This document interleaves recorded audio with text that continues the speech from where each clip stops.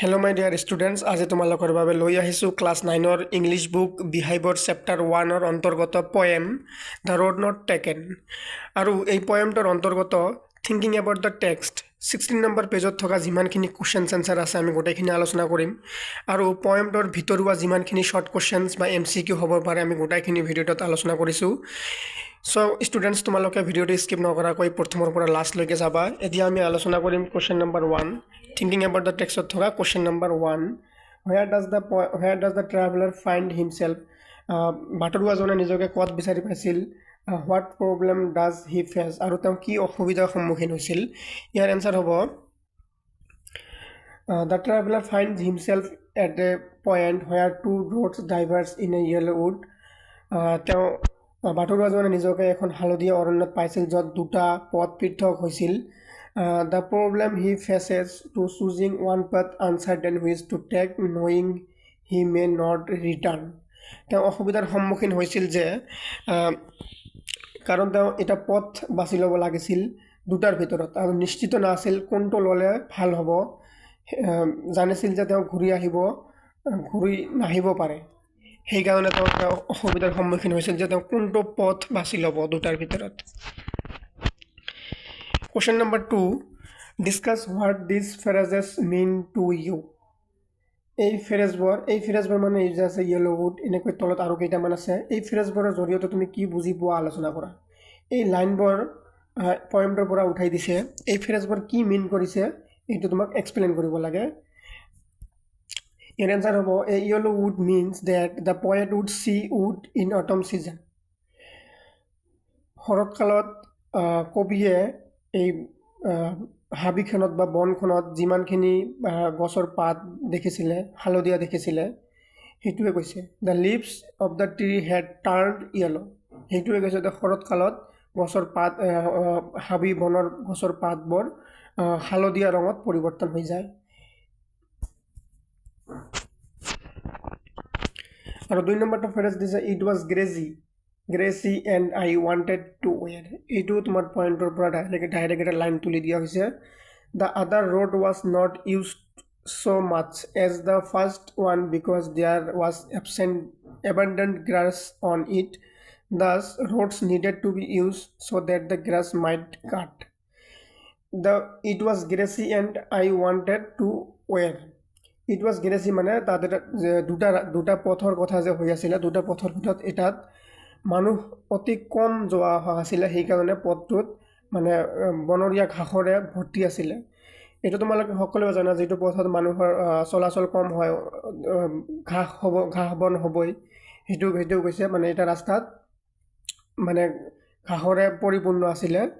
আৰু এই ৰাস্তাত মানুহ অতি কম চলাচল কৰিছিল তাৰপিছত আছে the passing there এটুৱে বুজাইছে যে the passing there means walking on the road মানে ৰাস্তাৰে খোজ কৰি যোৱা বুজাইছে the passing there ৰাস্তাত খোজ কৰি যোৱা walking on the road এটুকে বুজাইছে phrase number 4 leaves no step had trodden black আৰু ইয়াৰ আনসাৰ হ'ব it means that the leaves had turned black the leaves had not been crushed under the feet of travelers আৰু এইটো মানে হৈছে যে পাতবোৰত কোনো মানুহ বা কোনো ট্ৰেভেলাৰ চলাচল কৰা নাছিল গতিকে পাতৰ গাৰ বৰণীয়া হৈ উঠা নাই আৰু phrase number 5 how way leads on to way এটোৰ মানে কি বুজাইছে পয়েমটোত it means how one road leads to another ইয়াত বুজাইছে যে কেনেকৈ এটা পথে আৰু বেলেগ এটা পথৰ সন্ধান দিয়ে বা লগ লগাই দিয়ে হেতু বুজাইছে how way leads on to way This is question number 3. Is there any difference between the two roads as the poet describes them? কবিয়ে বৰ্ণনা কৰা পথ দুটিৰ মাজত পাৰ্থক্য আছে না পয়েমটোত কবিয়ে যে দুটা পথৰ বৰ্ণনা কৰিছে এই দুটাৰ কোনো পাৰ্থক্য আছে না কত পাৰ্থক্য আছে stanza 2 বা 3 ত কোনো পাৰ্থক্য আছে না যদি আছে লিখিব লাগিব আৰু last 2 lines of the poem আৰু লাস্ট দুটা লাইনত কিবা পাৰ্থক্য আছে না এটো লিখিব লাগিব এতিয়া আমি চাম number 1 2 in stanza 2 and 3 stanza 2 আৰু 3 কি পাৰ্থক্য আছে নে নাই এইটো আমি কৰিব লাগিব in stanza 2 and 3 there is a lot of difference between the two routes বহুত পাৰ্থক্য আছিল দুটা ৰুটৰ মাজত the poet describes in stanza 2 and 3 that grass has grown there আৰু stanza 2 আৰু 3 পয়েমে বৰ্ণনা কৰিছে যে ষ্টেঞ্জা 2 আৰু 3 যিটো ৰোড আছিলে এইটোত বন ঘাঁহ বনৰে পৰিপূৰ্ণ আছিলে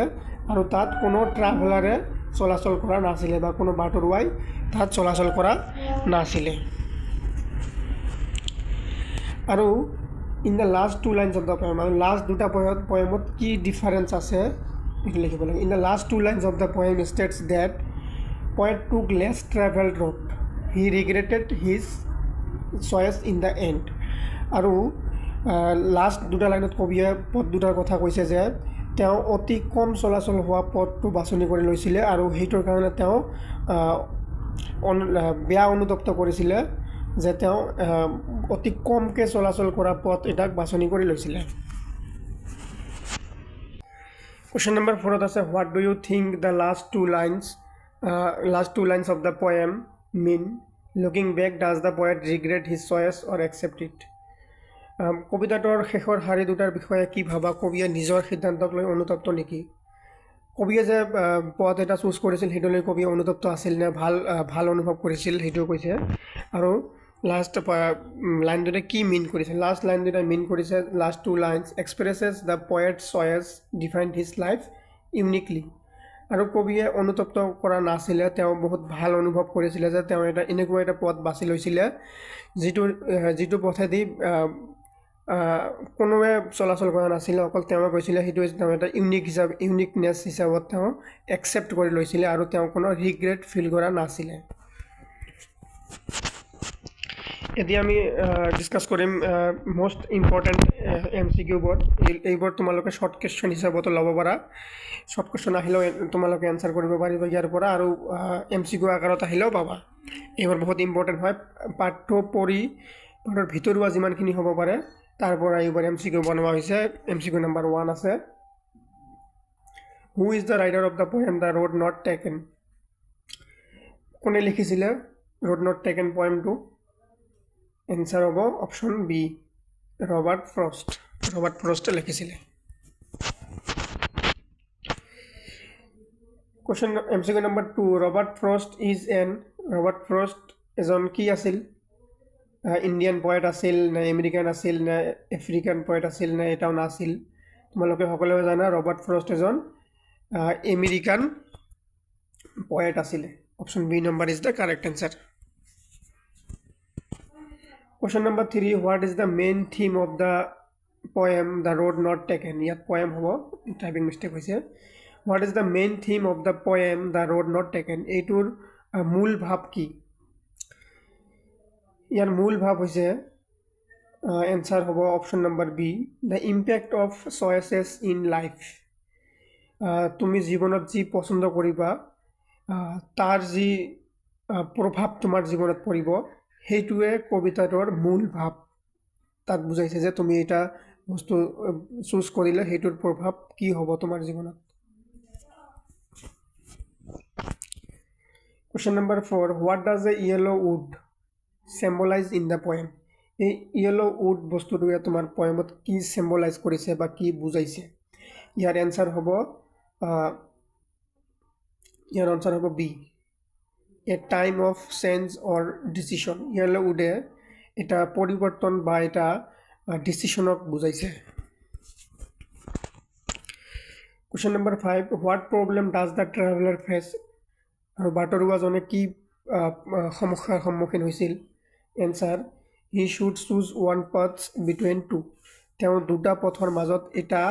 বাছি ল'ব লাগিছিল এইটো প্ৰবলেমৰ বা সমস্যাৰ সন্মুখীন হৈছিল Question number 6 how many roads were mentioned in the poem poemত কিমানটা road mention কৰিছিলে দুটা কৰিছিলে option B is the correct answer Question number 7 how does the poet feel about his choices in the end আৰু কবিয়ে তেওঁৰ বাছনি লৈ বা পচন্দক লৈ কি অনুভৱ কৰিছিলে পয়েমটোৰ শেষত কি অনুভৱ কৰিছিলে তেওঁ প্ৰাউড এণ্ড ৰিফ্লেক্টিভ তেওঁ গৌৰৱ অনুভৱ কৰিছিলে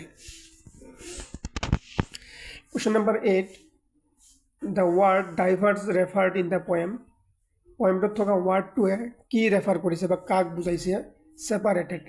যি এটা ৰোড গৈ ইফালে এটা সেপাৰেট হৈ গৈছিলে এইটোক ডাইভাৰ্স বুলি কয় Question number 9 Where does the traveler find himself in the poem আৰু পয়েমজনে নিজকে কত বিচাৰি পাইছিলে two roads diverge in a yellow wood এইটো হ'ব কারেক্ট आंसर আৰু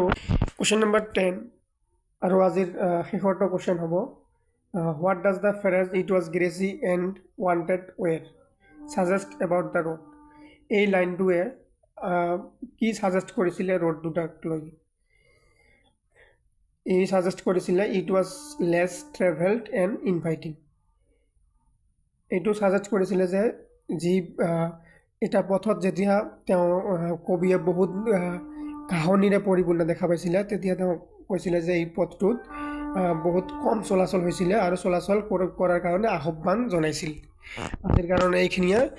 তোমালোকে এমসিকিউ কেইটা বহুত ভালকে মনত ৰাখিবা বহুত ইম্পৰ্টেন্ট হয় এমসিকিউ কেইটা তোমাৰ পাঠৰ ভিতৰৰ পৰা পঢ়ি ওলোৱা হয় এইবোৰ এমসিকিউ ভালকে পঢ়িবা keep learning stay healthy thank U